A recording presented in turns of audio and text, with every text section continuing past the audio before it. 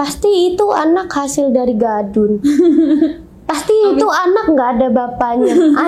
Nggak coba. Gue ditipu sama orang dan uang tabunganku ditarik 30 juta di ATM, ditarik semua, dikuras, diperes. Halo guys, sekarang kita ada di Kreatok season ke-4. Oke, sekarang kita kedatangan tamu nih, namanya Kak Tasya.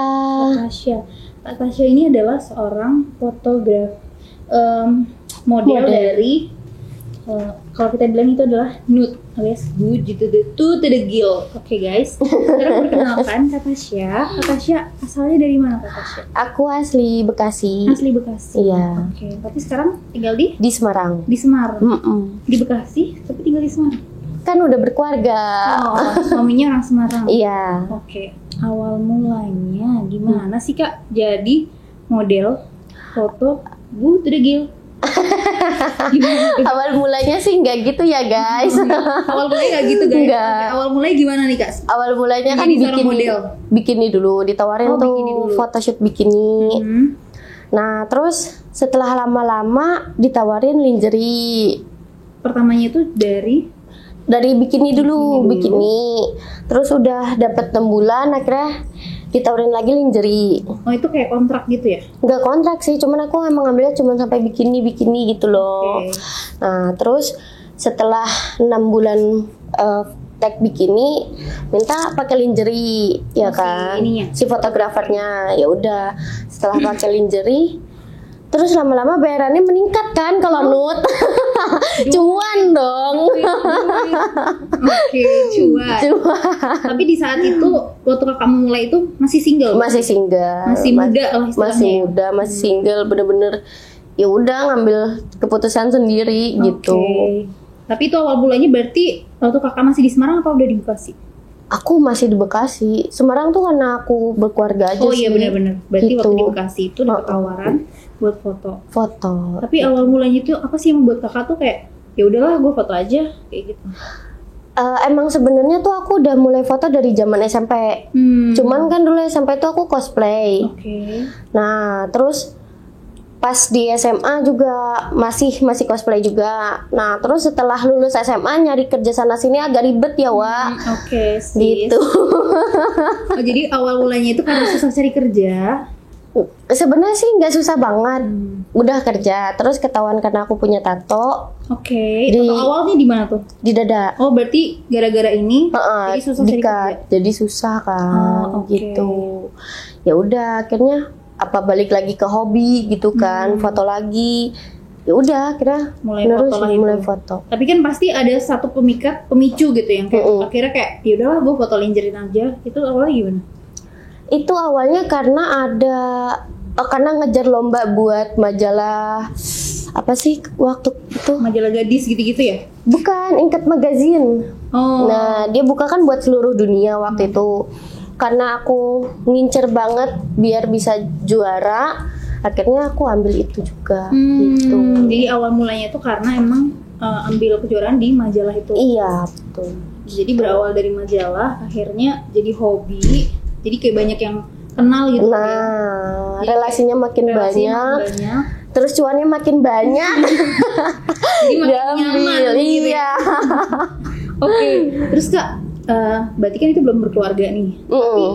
Pasti keluarga ada yang kayak bertanggapan gak sih? Wow, banyak sekali kalau kayak gitu tuh, banyak banget loh. Soalnya gini ya, pertama kali yang tahu foto aku nude itu mama. Itu kita cekcok tuh parah habis-habisan. Cuman aku bilang, tolong jangan judge aku, lihat dulu aku ada prestasi di belakangnya. Gitu. Karena aku sering banyak ikutin beberapa buat cover majalah luar kan gitu. Ini loh income-ku, ini loh hasil kerjaku. Gitu. Jadi kayak lebih menunjukkan prestasi ya. Iya, Daripada gitu. underestimate, mending kayak lihat aja nih gue punya hasil. Punya hasil Oke. gitu. Jadi kayak emang dari awal itu mama. Terus pertama. Keluarga yang lain? Terus bapakku ya kan. Kalau bapakku tuh udah ngecap aku kayak lonte ya, Wak. Udah kayak gitu loh. Terus cuman aku bilang, ya terserah lu, hidup gue yang pilih.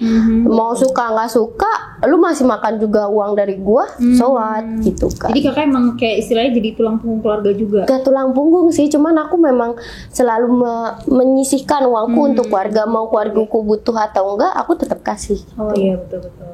Jadi emang walaupun orang tua pun beranggapan kayak gitu, tapi kakak tetap ya udahlah gitu. Namanya juga orang tua sendiri, gimana dong?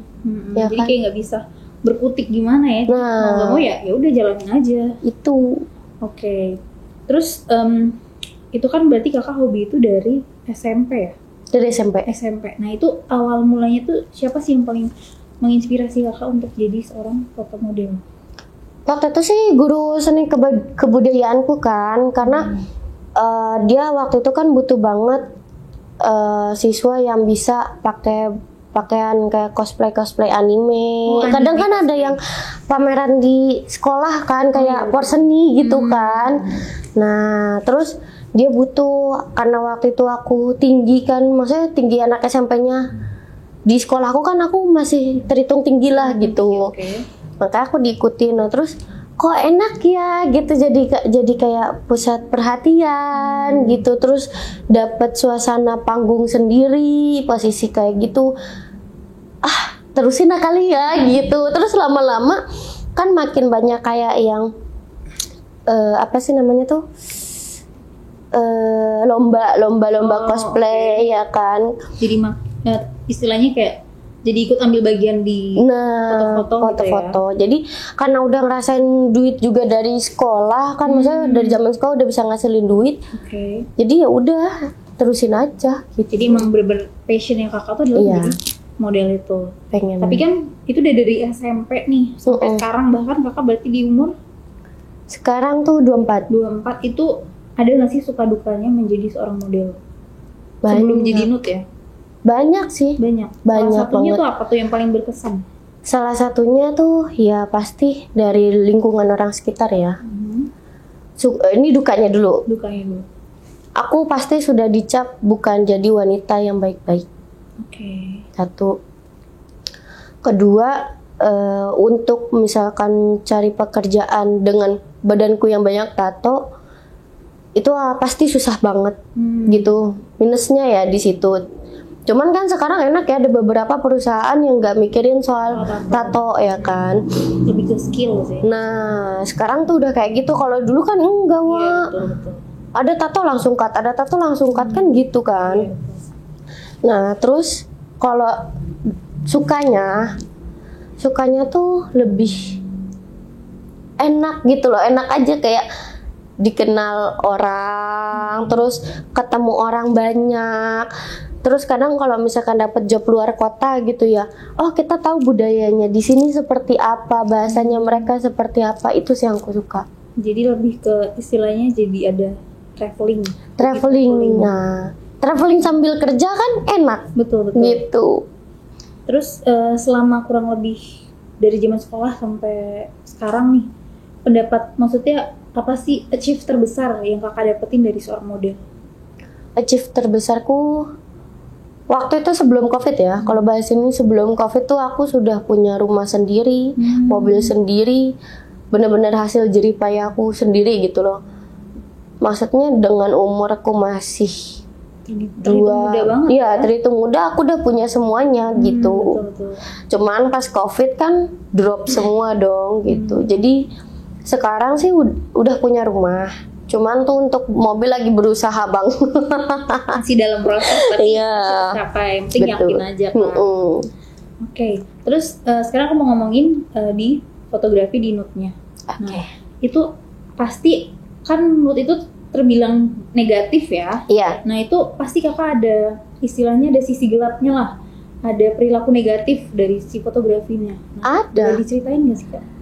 Sisi gelapnya tuh ini nggak gelap sih, lucu, lebih ke lucu ya waktu itu. Jadi posisinya kan abis lingerie, dia minta kan all konsep waktu itu. Dari abis bikini terus ke lingerie, terus kan baru nude.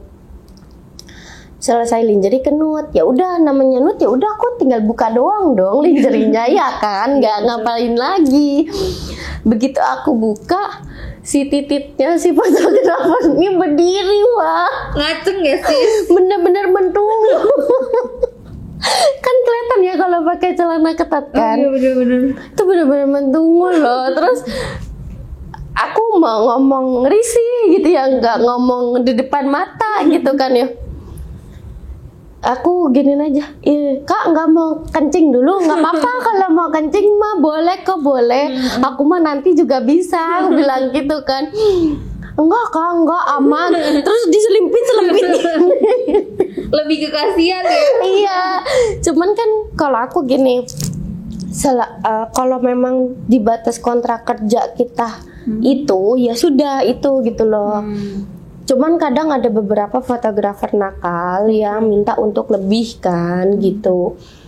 Nah, cuman kalau aku pribadi, kalau misalkan income aku foto begitu aja income-nya udah besar, ngapain aku harus ngambil itu? Gitu kan. Tapi berarti banyak tuh yang kayak istilahnya ngajak. Banyak.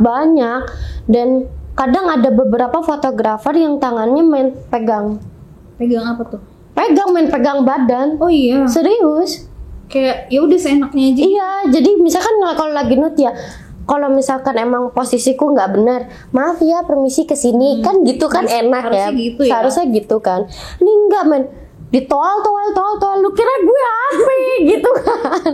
Bukan boneka badan gue juga gitu. Lo kan bisa bilang tinggal geser gitu. Nah, gitu. Aku pasti langsung bilang, "Kak, bisa permisi dulu nggak?" Aku langsung gitu. Oke, jadi kakak lebih tegas istilahnya. Iya. Jadi profesionalitas kerjanya itu harus dijaga. Harus kak. Karena gini loh, ada beberapa model nude juga yang sengaja foto nude untuk jualan. Jadi dia emang fotonya dia tuh mau dijual lagi atau emang bukan jual badannya, maksudnya aku. Oh, oke. Pak paham nggak sih? Jadi dia foto nude. Terus kan kalau foto nude kan jelas dong, oh kriteria badannya seperti ini. Jadi kalau misalkan ada yang mau foto sambil plus, ya ada model yang gitu, Wak. Nah, karena dari model yang seperti itulah model-model yang benar, jadi dicap gak benar. Dianggapnya sama gitu lah ya, dirasimen langsung. Gitu. Lo pasti model ini pasti lo mau, pasti gitu kan. Nah, jadi sekarang aku mau model nude. Enggak, orang mah jualan, kedok doang gitu. Sering digituin? Iya. Oke. Karena ada beberapa ya gitu, beberapa temanku jadi kayak gitu. Kalau aku pribadi, kenapa sih harus ngambil lebih kalau misalkan income-nya aja dengan nude udah gede gitu loh. Jadi kayak sebenarnya segitu aja udah cukup, ngapain lo minta macam-macam gitu. Iya, belum lagi kalau ada endorsement kan tambahan. Iya, betul. Gitu. Jadi emang bener-bener profesionalitas kerja itu emang harus dijaga banget sih kalau menjadi seorang model fotografer nude gitulah ya. Terus habis itu ada nggak sih pengalaman berkesan tapi aneh dalam fotografi, misalnya kayak kak tolong pose ini dong, tapi sebenarnya kakak tuh nggak nyaman gitu loh. Pernah. Itu tuh dia waktu itu minta BDSM kan. Apa tuh? Yang kayak diikat-ikat itu loh. Tahu kan? Iya. Yang kayak di film 50 Shades of Grey gitu ya? Yang kayak iya kayak gitu persis.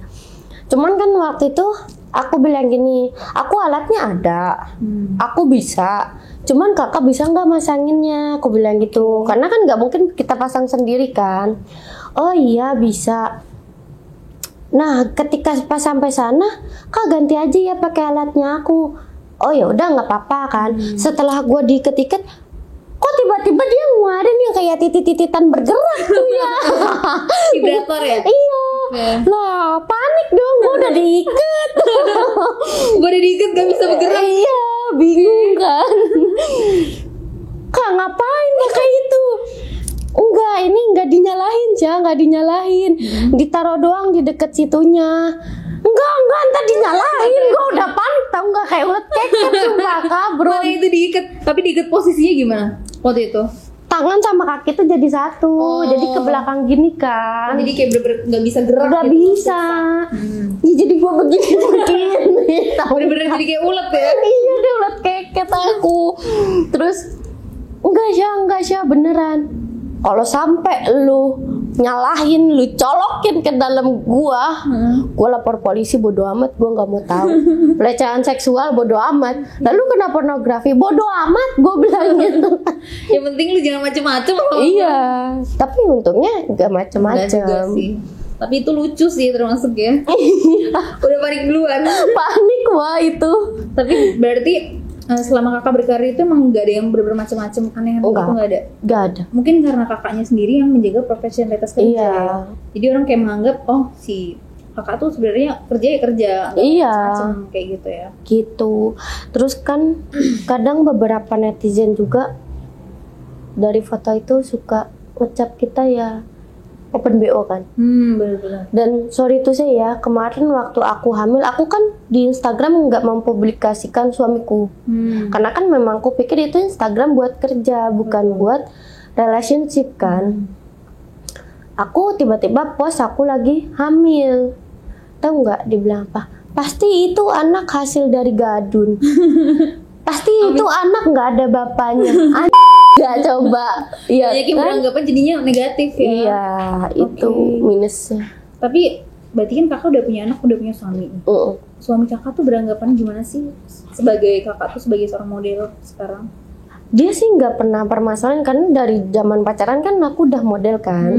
Jadi dia udah tahu dan memang aku selalu menjaga banget untuk nggak aneh-aneh gitu kan. Jadi ya udah dia bebasin. Jadi dia emang benar-benar berpikir positif aja kayak Iya, lo udah aja. kerja gitu. Berarti emang nggak ada kecurigaan yang kayak gimana-gimana. Nggak lah ada. Ya.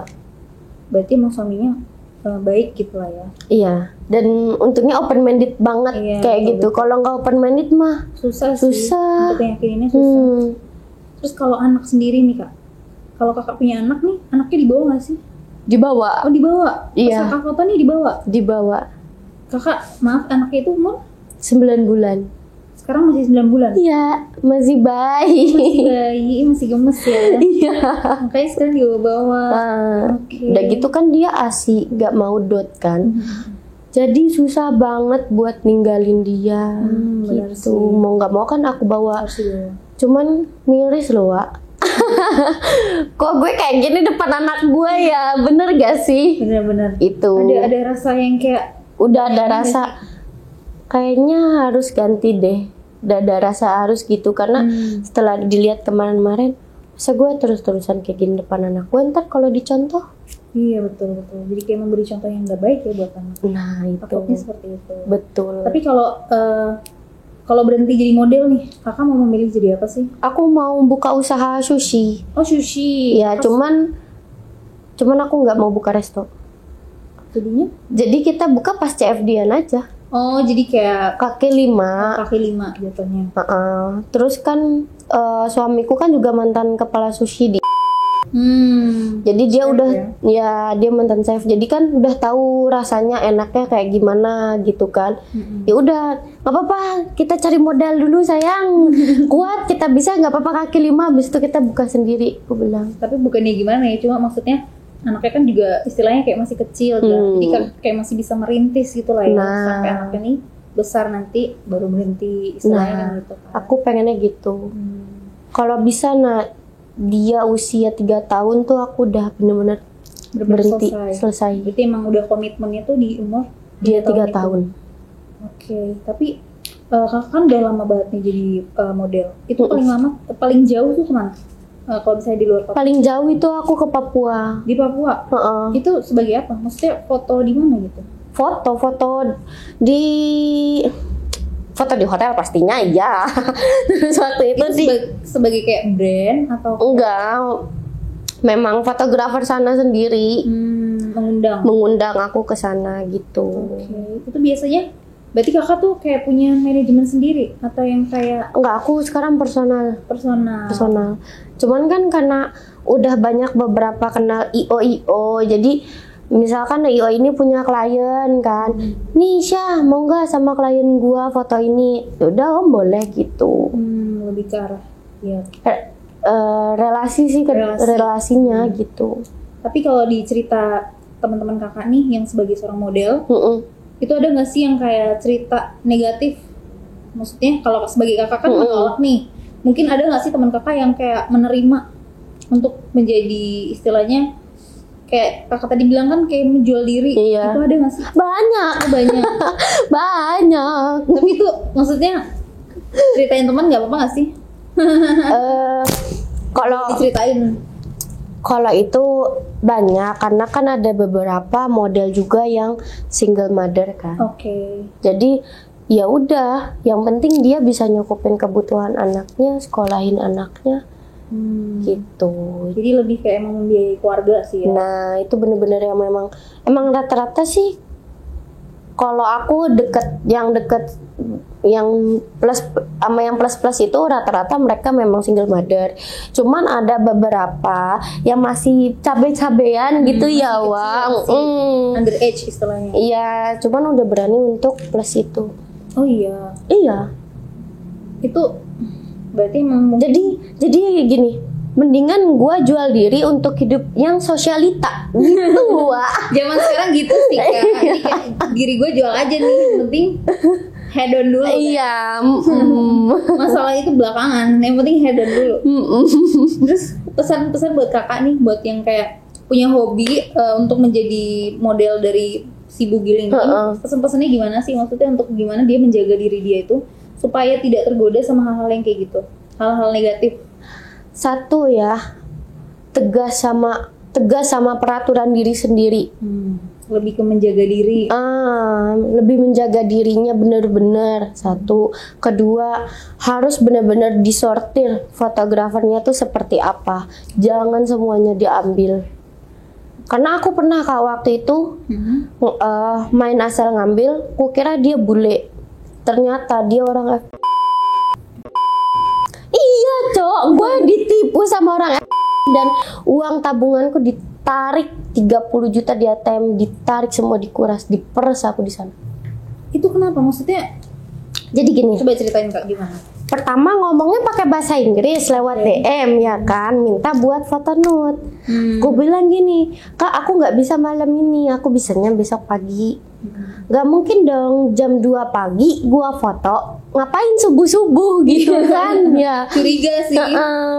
Terus dia bilang, aku soalnya ada flight ke Medan katanya, jadi bisa sekarang. Gak diambil sayang gitu kan. Oh ya udahlah. Dan nih, yaudah aku setujuin berangkat lah.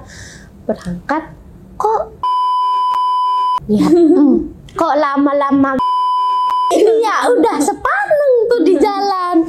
Panik. Udah panik beneran. Mungkin di ruko kali ya gitu kan. Dia di ruko. Kok makin lama di gang perumahan nih, rumah-rumah nih warga ya kan. Nah aku kontak kan orang, aku belum turun mobil, aku kontak orangnya buat turun kan, karena mastiin. Oh turun tuh orangnya, turun udah turun, dibayarin lah Grabku tuh, dibayarin sama orangnya. Oh ya udah bener, berarti gitu aja positive thinkingnya. Tapi kok mukanya gitu ya, bilangnya orang Belanda nih lah, makin aneh kan.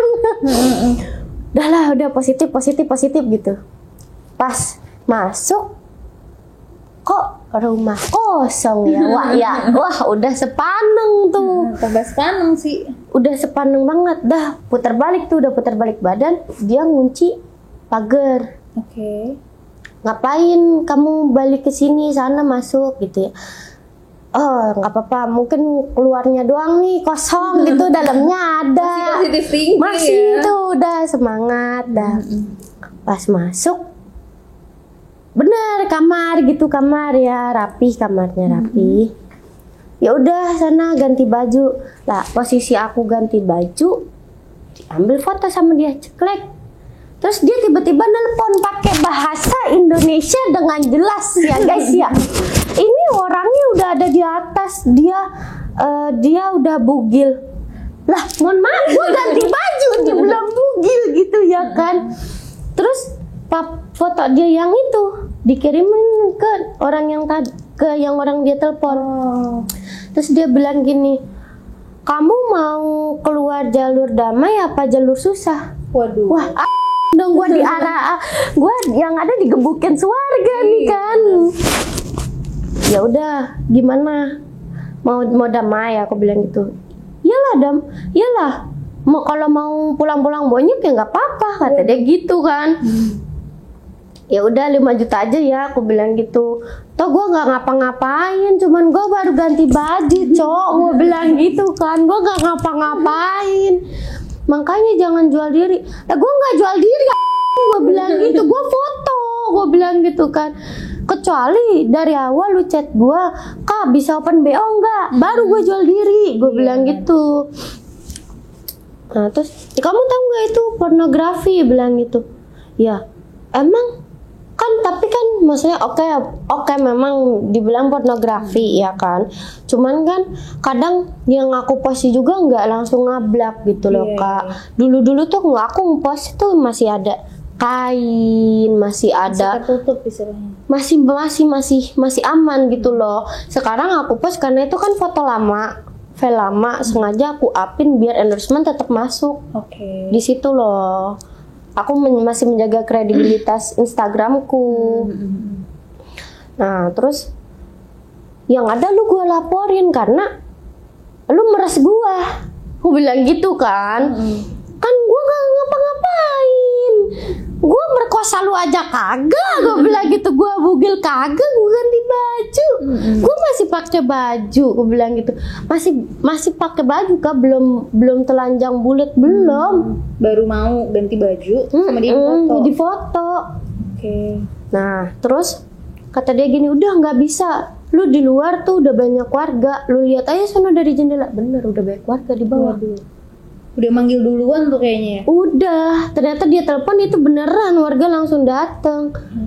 Ya terus saya kira gini, sini semua uang lu, ATM lu, yang semua uang yang ada di ATM lu, uang yang ada di dompet, siniin semua. Uang yang ada di ATM kebetulan itu uang tabungan aku 30 juta. Ditarik. Uang di ATM aku, uang pegangan ada 2 juta, ditarik juga. Bener-bener jadi kayak meres banget ya? Bener-bener diperas. Dan tahu nggak, setelah kejadian aku selang seminggu, temanku kejadian juga sama orang itu. Astaga, jadi kayak emang dia bener-bener mencari mangsanya tuh si fotografer yang model-model gitu. Iya, model-model nude gitu itu. Ya? Dan sahabatku sendiri loh yang kena. Terus aku bilang, ini kan orangnya Cok. Iya, katanya. Dia rugi berapa itu? Dia rugi 40 juta. Sama-sama banyak ya. Kalau dia sih nggak nominal uang Kak. Emas. Tololnya dia tabungan emas dibawa-bawa di dompet. Waduh, jadi kayak bener-bener jadi kayak dirampok jatuhnya. Rampok halus ya. Bahaya banget sih itu. Cuman kan kita mikir ya, kalau kita laporin balik, kena ya? Iya. Kena nggak ya gue ya gitu. Udahlah cari aman aja, biarin ntar cari lagi aja gitu. Jadi kayak serba salah jatuhnya ya. Serba salah. Ngelapor nanti kitanya kena, nggak lapor kitanya rugi. Iya. Jadi emang hal-hal kayak gitu yang harus banget kalian hindarin untuk para model-model di luar sana. Harus banget memilah dan memilih pekerjaan untuk jadi model. Harus juga dicurigain kayak pekerjaan yang dia jam 2 pagi. Iya, pokoknya jam 2 pagi, jam subuh itu harus banget dihindarin, guys. Itu harus, pokoknya jangan percaya lah sama orang-orang kayak gitu. Bule itu belum tentu bule. Bisa jadi dia hanya kedok gitu loh ya. Nah, serem juga sih. Tapi kalau dari Instagram sendiri nih, kakak pernah nggak sih dapet kalau kita orang biasa aja kan kita sering banget dikirimin foto-foto aneh-aneh gitu ya. Apalagi kalau kakak ya. Mau lihat yang sekarang ada. Banyak banget tuh kayaknya. Banyak. Paling aneh itu apa? Pernah ya sama suamiku tuh dibales gini, titit lu aja kecil mendem begitu. Mana bisa bikin anak gitu. Saking dia banyak yang ngirim tuh. Iya, tapi beneran bentukannya jelek banget. Cepet dilihat guys, ya Allah. Iya, kalau aku cuma dilihat doang, terus habis itu aku blokir gitu. Berarti banyak banget tuh ya. Banyak. Orang yang nakal-nakal kayak gitu. Banyak Kak. Berarti emang mentalnya bener-bener harus mental baja gitu ya. Iya, kalau awal-awal ya masih 3 bulan 6 bulan aku foto tuh masih kayak kenapa ya orang-orang kayak gini, masih kayak gitu aku tuh. Masih inilah ya, masih lemah, masih diuji. Karena kaget kan. Betul. Terus lama-lama bodo amat. Lama-lama mentalnya udah biasa. Jadi kayak ya udahlah ya. Iya. Bodo amat lah urusan orang gitu kan. Karena sekarang mikirnya kalau nggak bodo amat, duit gue dari situ. Iya betul. Gue makan dari situ, kalau gue susah minta sama lu emang dikasih? Kan enggak. Benar. Makanya. Jadi emang apapun pekerjaan kalian ditanggapi dengan positif itu pasti hasilnya juga positif guys. Bukan karena pekerjaannya itu terlihat negatif, jadi mindset kalian juga ikutan negatif. Jadi tetap bijak dalam bertanggapan. Oke guys, jadi setelah Kak Tasya kena tipu sebanyak hampir 30 juta, bahkan 30 juta, dan temannya juga kena. Nah itu apa sih yang paling berasa, istilahnya apa sih yang paling mengubah kakak setelah hal itu terjadi, kena tipu itu? Aku langsung bener-bener stop model. Oh bener-bener langsung berhenti tuh? Berhenti, depresi berat, karena itu kan sebenarnya uang buat aku buka salon kan. Buka salon? Iya, aku karena emang sebenarnya udah planning kalau aku udah punya tabungan sekitar 30 juta, aku bakal buka salon dan mulai berhenti model. Niatnya di situ. Cuman apalah daya, duit sudah hilang, jadinya bolak-balik psikiater. Bolak-balik psikiater tuh? Iya. Saking stresnya tuh Saking stresnya, karena kan emang sih nyari uangnya tuh gampang. Cuman kan maksudnya impian di depan angus gitu aja gimana? Iya gitu. sih, dalam satu malam gak sih itu? Bener-bener satu malam kena tipu langsung berlep hilang. Nah itu juga aku lupa tadi mau tanya, itu kan kata kakak bayar 30 juta. Nah kakak tuh cara keluar dari posisi di kamar itu gimana sih? Kan ada warga Iya. Nah itu gimana tuh? Ya jadi begitu aku turun dari rumah itu kan, kayak warganya tuh langsung mencar sendiri-sendiri gitu. Kayak nyebar gitu? Langsung nyebar gitu loh. Yang tadinya gerombolan, terus tiba-tiba langsung mencar, kayak udah bener-bener kong kali kong gitu loh. Jadi kayak bener-bener udah terencana banget. Terencana banget emang buat ngejebak orang di situ gitu. Bahaya banget. Gak ngerti ya, gak kemana sih coba kayak gitu loh. Bodoh amat gua mah. 30 juta loh, wah hilang. Merugikan banget. 40 juta berarti jadi 70 juta guys. Makanya. Dalam satu malam loh.